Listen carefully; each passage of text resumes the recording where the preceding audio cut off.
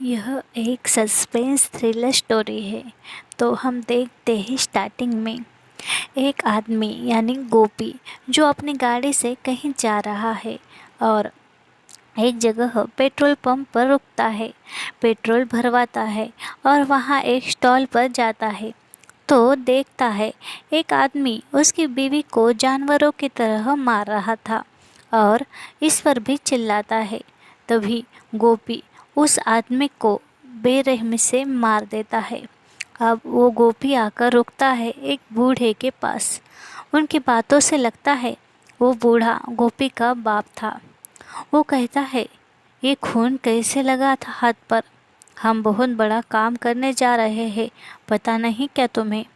अब दिखाई जाती है सुरभि जो गूंगी बहरी है मगर पेंटिंग बहुत अच्छी बनाती है। वो बहुत बड़ी प्रॉपर्टी की वारिस भी है। यहाँ हम देखते हैं देसाई कपल्स को जो सुरभि की स्टेट पर नज़र रखे हुए है। किशोर यानी मिस्टर देसाई कहता है, सुरभि तुम ये प्रॉपर्टी नहीं संभाल पाओगी, और मधु सुरभि को समझाकर चली जाती है। मधु यानी मिसेस देसाई। सुरभि को याद आती है उसकी माँ जिसकी ये सारी प्रॉपर्टी थी। सुरभि की माँ कहती थी, बेटा हिम्मत मत हारना, बहादुर बनकर दुनिया का सामना करना सीखो। अब हम देखते हैं उस पेट्रोल पंप पर जहां गोपी ने उस स्टॉल वाले का मर्डर किया था। वहां पुलिस इन्वेस्टिगेशन कर रही थी। इधर गोपी रेस्टोरेंट में नाश्ता करता हुआ टीवी पर न्यूज़ देख रहा था, वही पेट्रोल पंप वाले मर्डर की। तब उसका बाप कहता है, ये तुमने किया ना? तुम्हें पता नहीं हम यहाँ किस लिए आए हैं? तुम्हारे माँ जैसा बिहेव मत करो। अब गोपी कहता है, वो लड़की को मार रहा था, मैं आप जो बोलो वो करूँगा। अब इधर देखते हैं सुरभि की मेड और वकील बातें कर रहे थे। वकील मेड से कहता है, कितना पैसा है ये? मगर सुरभि सब डोनेट करना चाहती है। कितनी पगली है ये लड़की। मेड कहती है, सुरभि का सपना था कि अनाथ बच्चों का जीवन सुधर जाए। अब हम देखते हैं गोपी और उसके बाप को।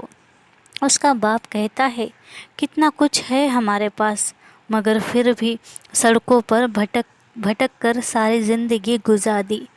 अब ये सारी प्रॉपर्टी जो हमारी है वो हम छीन लेंगे उस सुरभि से। यानी ये दोनों यहाँ प्रॉपर्टी के लिए ही आए थे। अब रात हो गई थी। सुरभि से वकील प्रॉपर्टी डोनेट करने के लिए कागज़ बनाता है और सुरभि की तारीफ कर चला जाता है। सुरभि को उसकी माँ याद आती है क्योंकि उसकी माँ का भी यही सपना था। इधर वकील उसके घर जा रहा था, तभी सुरभि के घर के बाहर ही वो गाड़ी में बैठता है।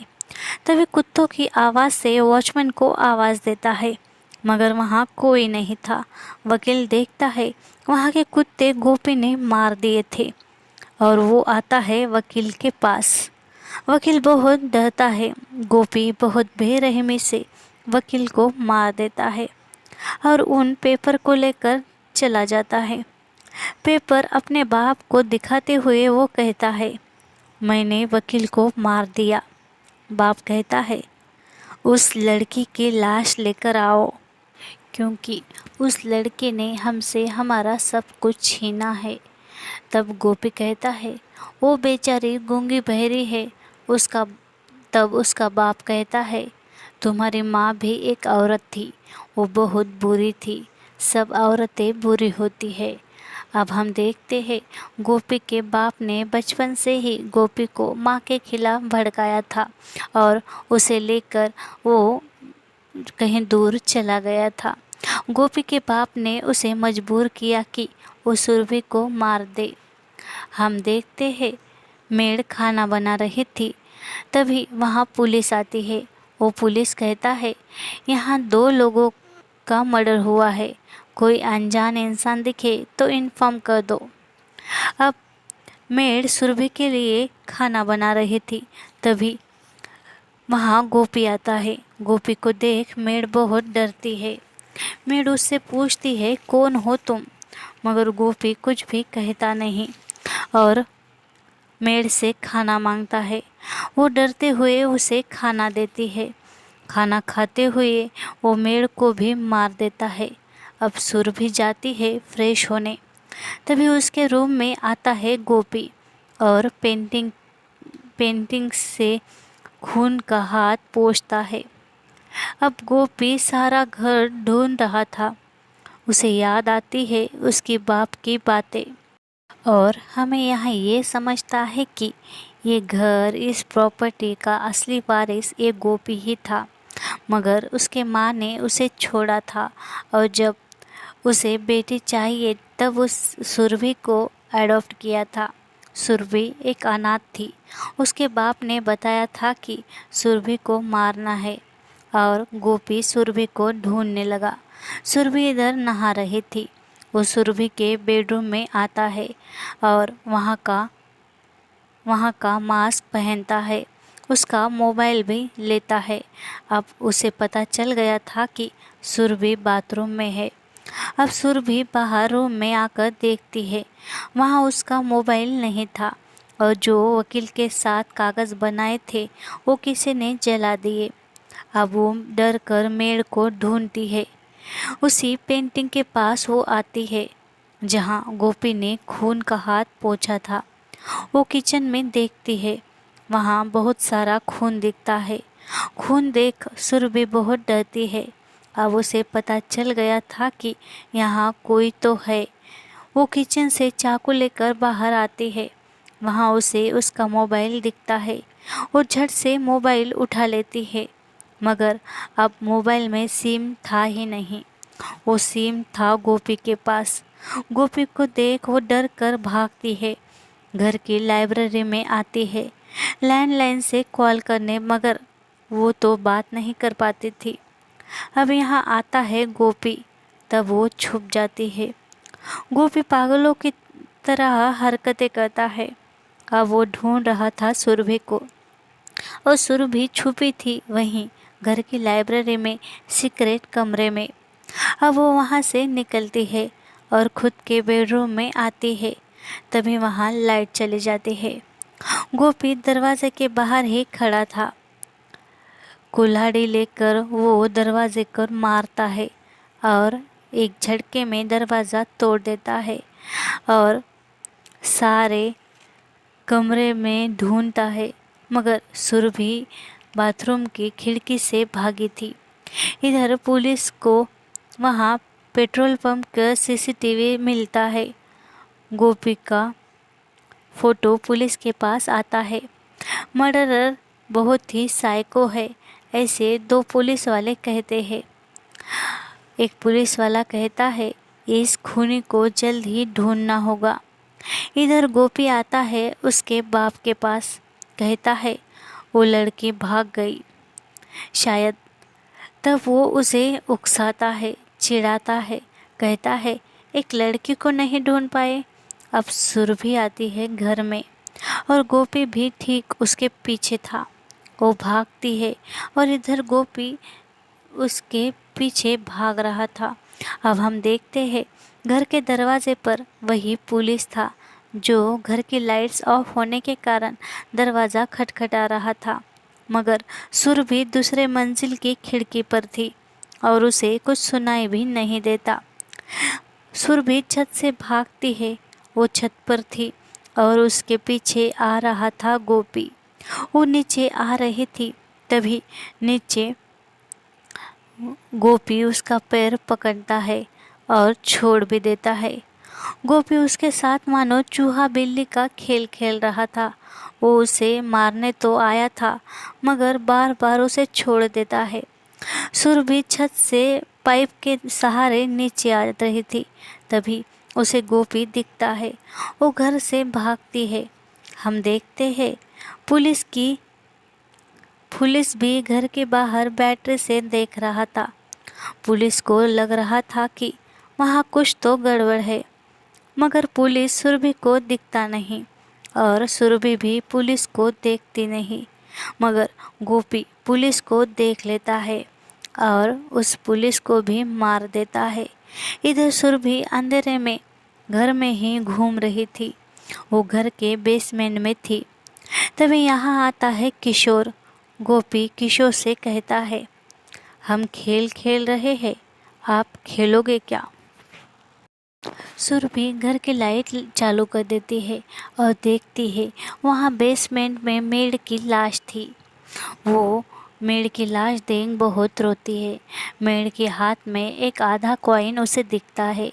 उस कॉइन को देख सुरभि को याद आता है, जब उसकी माँ मरने वाली थी तो वो कह रही थी कि बेटा, ये आधा कॉइन तुम्हारे पास रखो और आधा कॉइन मेरे बेटे के पास भी है, जिसे मैं छोड़ आई थी। मैं तुम्हारी जन्मदाता माँ नहीं, मगर मैंने तुमसे बहुत प्यार किया।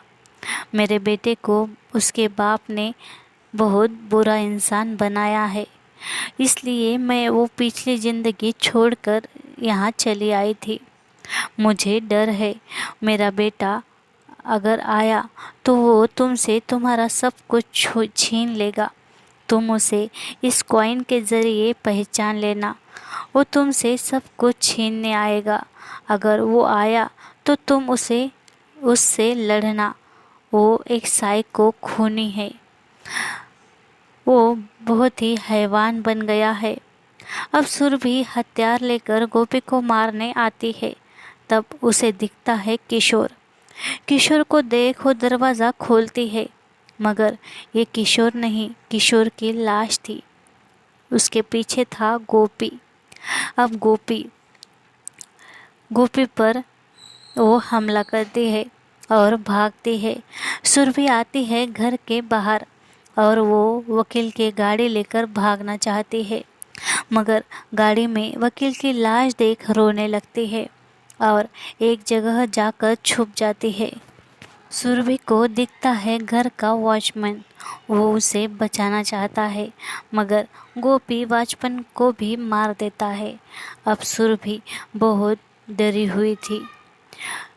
भागकर फिर से घर में आती है और गन लेकर उस पर गोली चलाती है, मगर गोपी के कान के पास से गोली निकल जाती है। गोपी कान पर हाथ रख बाप के पास आता है और बाप पूछता है, लाश कहाँ है सुरभि की? उस लड़की को मारा या नहीं? तभी गोपी बाप को एक जोर का थप्पड़ मारता है। कहता है, तुमने मुझे बचपन में बहुत मारा था। तब गोपी कहता है, तूने मुझसे प्यार क्यों नहीं किया? हमेशा मुझे क्यों मारा? और गोपी बाप का ही गला दबाकर रोता है और वापस घर में आता है। यहाँ सुरभि बहुत डरी हुई गोपी को ढूंढ रही थी और वो ठीक उसके पीछे था। वो उस पर हमला करती है, उसे बहुत मारती है। इन दोनों में जमकर मारपीट होती है। सुरभि बेहोश हो जाती है। तब गोपी का बाप आकर कहता है, मार दे इसे। तेरी माँ ने मुझे छोड़कर इसे चुना। तेरी माँ की ये बेटी है, मार इसे। तब हम देखते हैं गोपी का बाप तो था ही नहीं, ये उसका भ्रम था, क्योंकि गोपी ने बचपन में ही अपने बाप को मार दिया था। वो खुद से ही बातें करता था। अब वो सुरभि को उठाता है, कहता है, मैं तुम्हें मारने वाला हूँ सुरभि, मैं तुम्हारी जगह लूँगा। वो सुरभि का गला दबाकर खुद ही रोने लगता है। तभी वहाँ आती है देसाई यानी मधु, जो गोपी को मारती है और कहती है सुरभि से, तुम्हें लग रहा होगा ये कौन है?